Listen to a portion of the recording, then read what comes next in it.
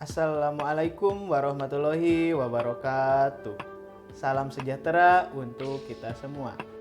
Di sini, kami dari kelompok 3 akan memaparkan hasil diskusi kami mengenai perancangan pembelajaran dalam UBD aspek ketiga yaitu equip. Adapun anggota kelompok kami yaitu Dede Nora Sumirat, Dila Aura Dwi Putri, dan saya sendiri Eka Setiawan. Aspek explore dan equip dalam rancangan UBD memiliki arti merancang aktivitas pembelajaran untuk peserta didik yang mengarahkan pada peningkatan performa dan pemahaman peserta didik terhadap topik pembelajaran. Kegiatan pembelajaran yang dirancang dengan memperhatikan aspek ini merupakan kegiatan yang melibatkan peserta didik secara aktif dalam mengeksplorasi ide, pengetahuan, dan kegiatan pembelajaran yang melibatkan peserta didik untuk mengalami secara langsung situasi dalam kehidupan sehari-hari yang berkaitan dengan topik bahasan atau pengetahuan yang sedang dipelajari. Aktivitas pembelajaran dikaitkan dengan aktivitas yang berhubungan dengan keseharian dan kegiatan kontekstual yang bertujuan agar peserta didik memiliki kesan dan pengalaman secara langsung, serta membuat pembelajaran menjadi lebih bermakna dan menyenangkan. Selain itu, peserta didik dapat mengembangkan dan memperdalam pemahaman mereka tentang ide-ide penting. Baik, pertanyaan pertama, bagaimana caranya peserta didik akan terlibat dalam mengeksplorasi ide-ide dan pertanyaan pemantik? Di sini caranya ada 4. Yang pertama, dapat menggunakan metode yang melibatkan peserta didik secara aktif. Di sini, guru dapat merancang pembelajaran kolaboratif menggunakan metode yang melibatkan peserta didik secara langsung dalam pembelajaran. Bisa menggunakan discovery learning, inquiry, problem-based learning, maupun project-based learning. Cara yang kedua yaitu memberikan pertanyaan pemantik maupun pancingan. Di sini guru mengajukan pertanyaan menarik, penuh tantangan, atau memberikan permasalahan maupun kisah nyata atau kasus nyata yang dialami sehari-hari oleh peserta didik. Pertanyaan ini yang diajukan bertujuan untuk merangsang rasa ingin tahu peserta didik. Lalu melalui pertanyaan pemantik ini, guru perlu mengarahkan peserta didik untuk mengkonstruksi pemahaman terhadap materi dan manfaatnya memahami materi tersebut dalam kehidupan sehari-hari. Lalu yang ketiga, melakukan umpan balik dan penghargaan dengan peserta didik melalui pertanyaan yang berhubungan dengan pemahaman tentang ide-ide penting.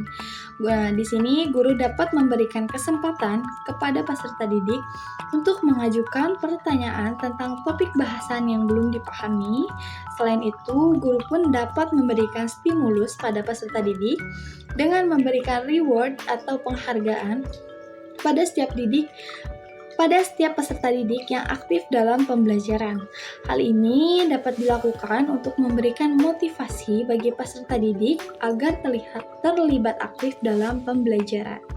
Lalu yang keempat, memberikan rasa ingin tahu dengan mengajukan pertanyaan menarik, penuh tantangan, atau memberikan permasalahan maupun kasus nyata yang dialami sehari-hari oleh peserta didik. Di sini, guru dapat memberikan stimulus kepada peserta didik untuk terlibat dalam mengeksplorasi ide dan pertanyaan penting dengan cara menyuguhkan fenomena-fenomena menarik berkaitan dengan materi yang dipelajari.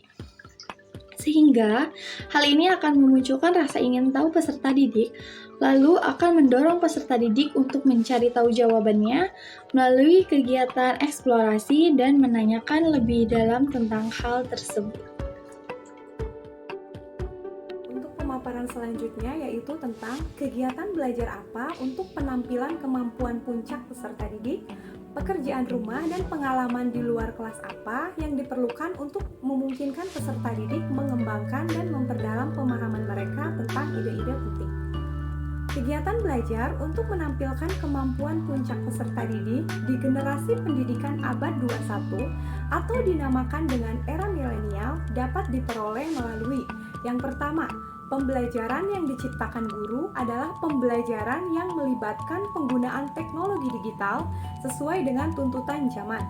Salah satu contohnya yaitu menciptakan pembelajaran berbasis proyek, seperti peserta didik diberi proyek penelitian atau karya kreatif yang memungkinkan mereka untuk mendalami ide-ide penting dan menerapkannya dalam konteks nyata. Yang kedua, simulasi atau permainan peran. Melibatkan peserta didik dalam simulasi atau permainan peran yang memerlukan pengambilan keputusan berbasis ide-ide besar. Yang ketiga, yaitu melalui pelatihan keterampilan. Merupakan proses pembelajaran dan pengembangan keterampilan yang spesifik, di mana dapat memperoleh pengetahuan baru, mengasah keterampilan praktis, dan meningkatkan kemampuan yang relevan. Yang keempat, yaitu melalui diskusi terfokus, yaitu dengan mengadakan diskusi secara mendalam tentang pertanyaan-pertanyaan besar atau isu-isu penting. Adapun untuk kegiatan pengalaman di luar kelas yang dapat mengembangkan dan memperdalam pemahaman dari ide-ide penting, contohnya yaitu meminta peserta didik untuk mengamati contoh yang diberikan guru atau dari sosial media dan kemudian berdiskusi dengan kelompok sesuai dengan apa yang akan dikerjakan dan menjelaskannya kembali di depan kelas. Adapun contoh dari kegiatan pengalaman di luar kelas seperti yang pertama, ikut dalam kegiatan organisasi atau komunitas. Yang kedua yaitu ikut dalam kegiatan sosial dan lingkungan. Dan yang ketiga yaitu ikut magang. Adapun untuk pekerjaan rumah yang dapat mengembangkan dan memperdalam pengetahuan peserta didik tentang ide-ide penting yaitu sebagai berikut. Yang pertama, melalui pemecahan masalah rumit. Hal ini bertujuan untuk meningkatkan pemahaman konsep seperti melalui penulisan esai dan berdiskusi pemahaman. Contohnya, dengan diberikan pertanyaan terbuka tentang suatu topik yang sangat menarik, sehingga peserta didik mampu menyusun argumen dan memberikan solusi alternatif melalui tulisan atau esai.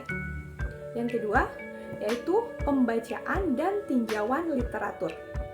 Hal ini mendorong peserta didik untuk membaca literatur tambahan yang mendukung pemahaman mereka tentang ide-ide besar.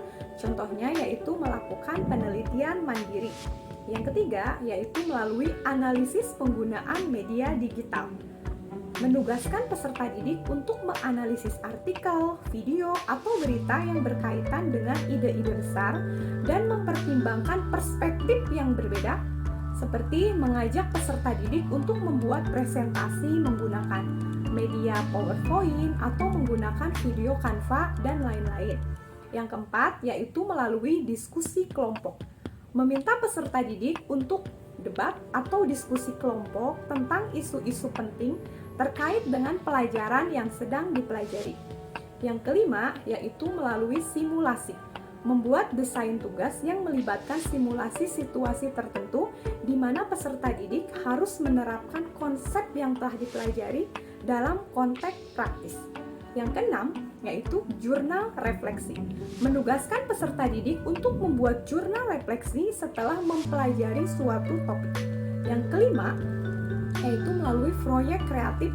Memberikan tugas proyek kreatif seperti pembuatan seni, penulisan cerita, membuat multimedia, presentasi, pembuatan poster, dan yang lain sebagainya untuk memperjelas pemahaman mereka tentang ide-ide penting. Kesimpulannya, dalam merancang pembelajaran UBD, guru harus memperhatikan aspek equip untuk meningkatkan performa dan pemahaman peserta didik. Guru dapat merancang pembelajaran yang berpusat pada peserta didik dengan berbagai kegiatan belajar, baik di dalam kelas maupun di luar kelas. Sekian presentasi dari kelompok kami. Mohon maaf apabila banyak kesalahan. Terima kasih. Wassalamualaikum warahmatullahi wabarakatuh.